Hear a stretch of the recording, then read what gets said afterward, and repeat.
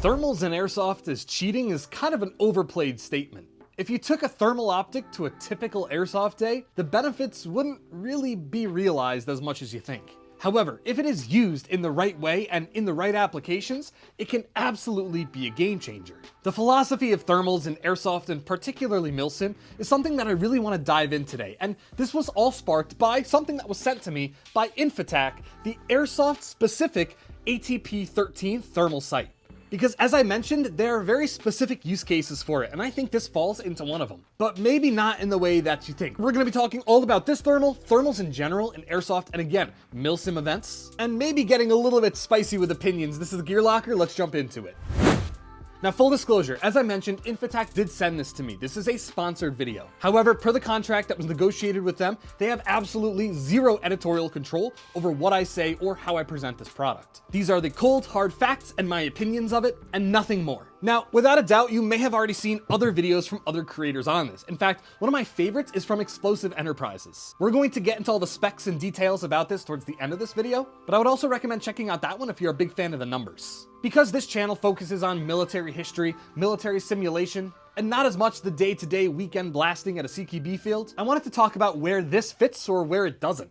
You see, this right here is a thermal optic, more like a thermal red dot. Holosun recently came out with one that has hit the market with huge success overall. And this is sort of the miniaturized version of that. You see, Infitac does have their own product line for real gun sights. Being thermal capable, it's pretty cool, but they can still be relatively pricey. This, on the other hand, comes in at under $500. You might notice I added a piece down here. We're gonna get to that. That's one of my things about this. But this little thermal optic here is a pretty darn cool piece of technology. Showing one of my friends instantly reminded him of Predator vision.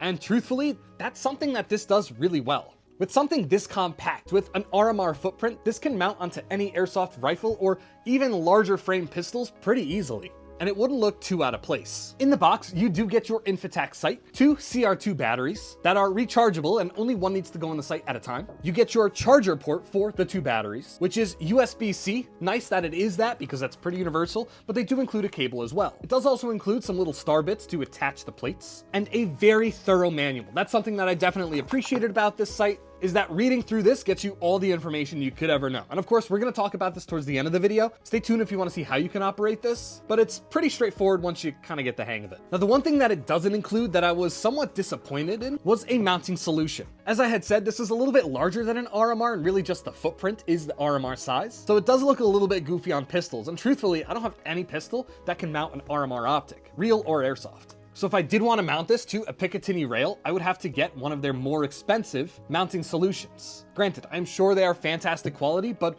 realistically, I wasn't interested in spending $115. So I did find a standard generic RMR to Picatinny rail that worked just fine, and it attached very solidly. So at least their RMR plate is universal spec. Doesn't have any weird funky quirks to it, which I did appreciate. And immediately taking this thing out of the box, charging the battery up and playing around with it, I was pretty stoked with how cool it was. Like any new toy that you get, like your first pair of night vision goggles, you want to use them for everything. So I was walking around my backyard, looking at my dog, taking pictures and video of her, and sending videos to all my friends about how cool this is. However, I very quickly realized its limitations, which made me think, if I were to take this out into the field for an airsoft event or a Milsim event, where would this fit? And to answer that question, we have to go back to my first use of thermals. You see, with Milsim events such as Milsim West, thermal optics are typically used for scouting, moving to target, and mounted on machine guns. These expensive and often large handheld goggle systems are extremely powerful, and they allow you to see heat signatures very far away. So when I picked this up and was trying to look in my backyard, I noticed it didn't have that reach. But the more I played around with it, I realized that that wasn't the point. See, this optic wasn't built for Milsim specifically. It was built for a general airsoft experience. Now, that doesn't mean it can't apply to Milsim, which we'll get to in a second, but where this thing absolutely will shine is in indoor airsoft. Close targets within 150 feet,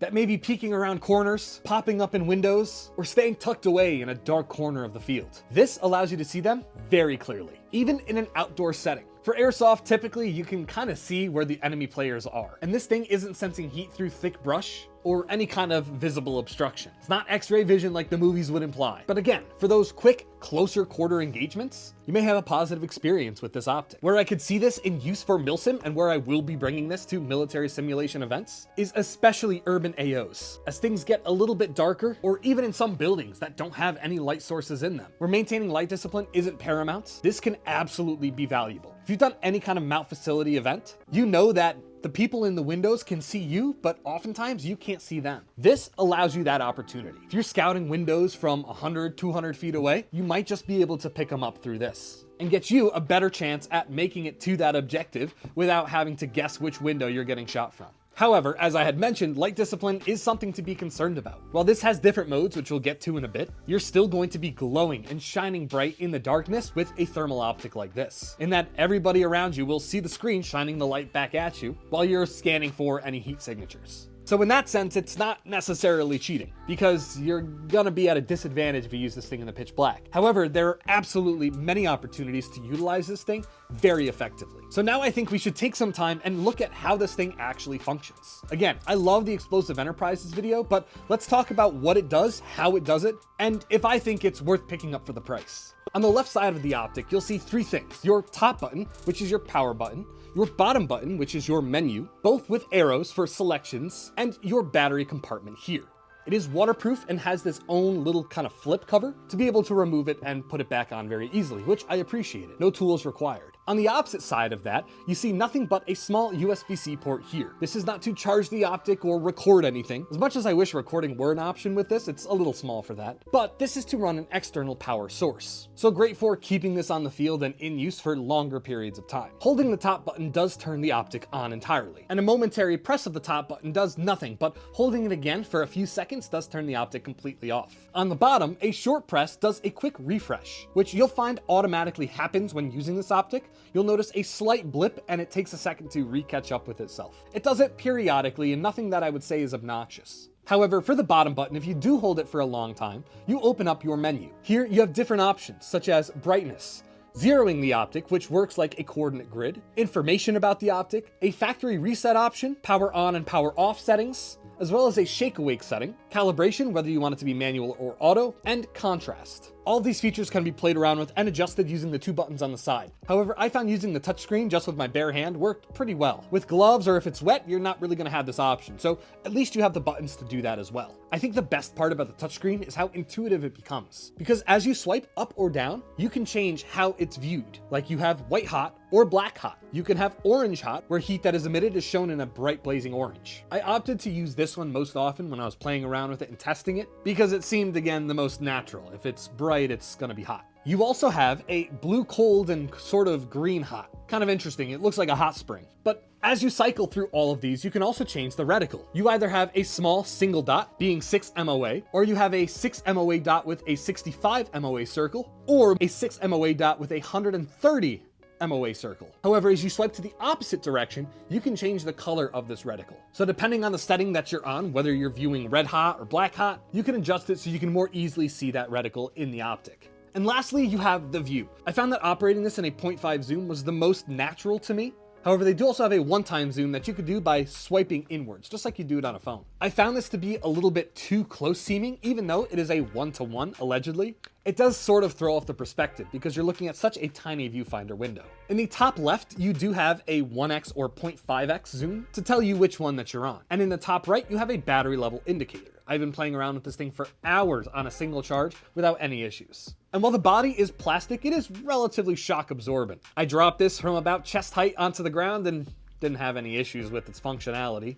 Then again, it was the soft grass. I wouldn't try dropping this thing as a fun test because who knows how long it'll actually stand up. That'll be something to tell with time. The manual does also include some troubleshooting in the back, and I think we'll discover as time goes on if this thing has any little quirks or issues. But from the get-go, it seems pretty solid. Now again, do I think that this optic is for absolutely anyone who wants to go wreck on the airsoft field?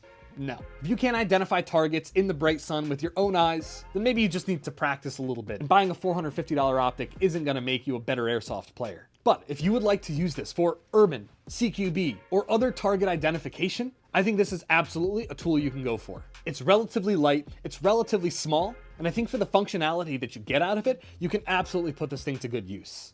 Thermals are undoubtedly getting cheaper out on the market. And as technology progresses, I think companies are going to be coming out with small things like this, using that updated technology. So you as the buyer probably need to be pretty understanding of what your uses are and whether something like this is going to benefit you. I know I'm very excited to take this to Milsim West and see how it performs. So stay tuned for a video that talks about that in the future. This is the Gear.Locker. Thank you guys so much for checking out this video. Thank you again to Infitac for sending out this ATP-13, and we'll see you guys and your heat signatures in the next one.